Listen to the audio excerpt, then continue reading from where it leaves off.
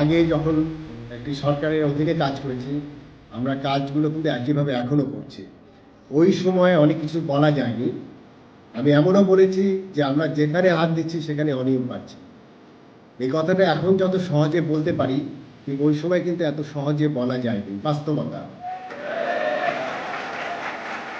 আমি যখন দেখলাম 5 তারিখের পরে, 5 তারিখ রাতে যখন ডিক্লেয়ার করা হলো যে আমাদের অফিস করতে হবে, আমরা 6 তারিখ 9টার সময় অফিস শুরু করেছি। এবং তার পরবর্তীতে 7 তারিখ থেকে আমি নিজে 4 দিন পর পর মাঠে কাজ করেছি। কারণ বাজারে গিয়েছি, আমাদের শ্যামবাজার যেটা বৃহৎ পাইকারি আড়ত দিয়েছি, আমরা শান্তিনগর বাজারে শুক্রবারে গিয়েছি। এরপরে শনিবারে আমরা মিরপুরের সাহালি যে মার্কেট আছে সেখানে গিয়েছি, এবং সেখানে তোমাদের স্টুডেন্টরাও সেখানে এসেছে। এবং আমরা যখন দেখলাম 8 তারিখ বা 9 তারিখ থেকে যে স্টুডেন্টরা বাজার মনিটরিংয়ের দায়িত্ব নিয়েছে, এটাকে আমি প্রথমেই অ্যাপ্রিসিয়েট করেছি। এই জন্য যে আমাদের যে সীমাবদ্ধতা, যেখানে আমাদের সিসিএসের পলাশ ভাই বললেন যে আমাদের যে সীমাবদ্ধতা, সেখানে আমাদের এই শক্তিটাকে আমি কাজে লাগাতে চেয়েছি।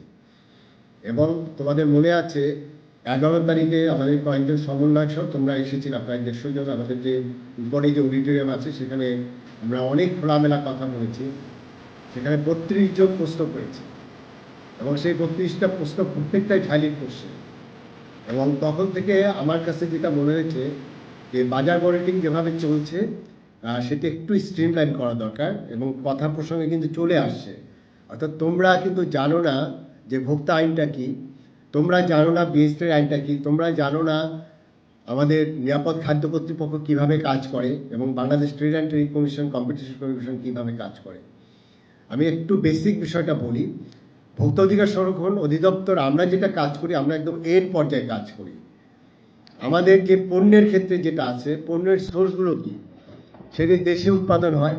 আমাদের কিছু সোর্স আছে যেটি বিদেশ থেকে এনে এখানে রিফাইন হয়, আর কিছু আছে আমাদের ইম্পোর্টেড পণ্য, এবং এক একটার চরিত্র এক এক রকম।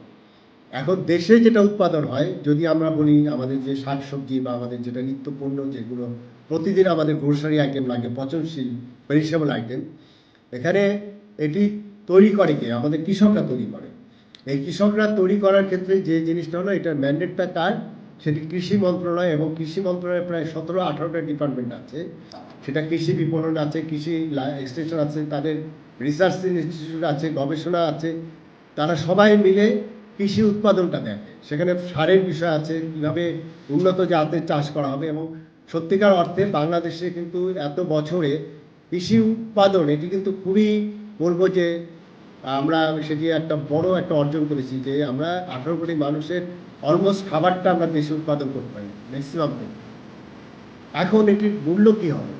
সেই মূল্যটা তোমরা যদি বাজার মনিটরিং গিয়ে বলো যে পেঁয়াজের দাম এত টাকা হবে, আমার মরিচের দাম এত টাকা হবে, এটি কিন্তু এইভাবে সহজে বললে কিন্তু হবে না। এটা অনেক ডাইনামিক্স আছে। সেই ডাইনামিক্সটা কি? যে এখন বন্যার কারণে আমাদের ফেরি এবং কুমিল্লার রাস্তাটা বন্ধ, অর্থাৎ চট্টগ্রামে ঢাকা থেকে বা এই এলাকা থেকে পণ্য যেতে পারে, পণ্য যেটা যেতে পারে না, একইভাবে তো চট্টগ্রামের যে পণ্য সেটি তো আসতে পারছে না। একটা উদাহরণ দিই, গতকালকে ছুটির দিনে আমি পাঠিয়েছি খাতুনগঞ্জে বড় পাইকারি মার্কেট, আমাদের অফিসাররা গিয়েছে, এবং অনেকগুলো নিউজে আসছে। সেটি কি? যে আমাদের পেঁয়াজ চট্টগ্রামে যেটা পাওয়া যায় সেটি হলো ইম্পোর্টেড পেঁয়াজ, অর্থাৎ পাকিস্তান এবং চায়না থেকে আসে। এটি রেফার্ড কন্টেনার, অর্থাৎ রেফার্ড কন্টেনারটা কি? যে সেটি হলো তোমার কোল্ড চেন মেনটেন করে আসে, এবং সেটি শুধুমাত্র চিটাগং থেকে আসে, পাকিস্তান এবং চায়নার পেঁয়াজ। এই পেঁয়াজ তো চিটাগংয়ে আছে, খাতুনগঞ্জে আছে। এই পেঁয়াজটা তো ঢাকায় আসতে পারেনি, যেহেতু রাস্তা বন্ধ। তাহলে কেন এই বন্যার কারণে ওই চট্টগ্রামের এই পাকিস্তান এবং চায়নার পেঁয়াজের দাম 20 টাকা 25 টাকা বাড়িয়ে দিই? নৈতিক আচরণশীল টিম যেহেতু এই এলাকা থেকে যায়, বিশেষ করে নরসিংদী, গাজীপুর, ময়মনসিংহ থেকে চট্টগ্রামে যায়, সেখানে রাস্তা বন্ধ, সেখানে ডিমের ক্রাইসিস থাকতে পারে, সেখানে চট্টগ্রামে হয়তো বা দাম বাড়তে পারে। কিন্তু হয় ঢাকায় কেন ডিমের দাম বেড়ে গেল?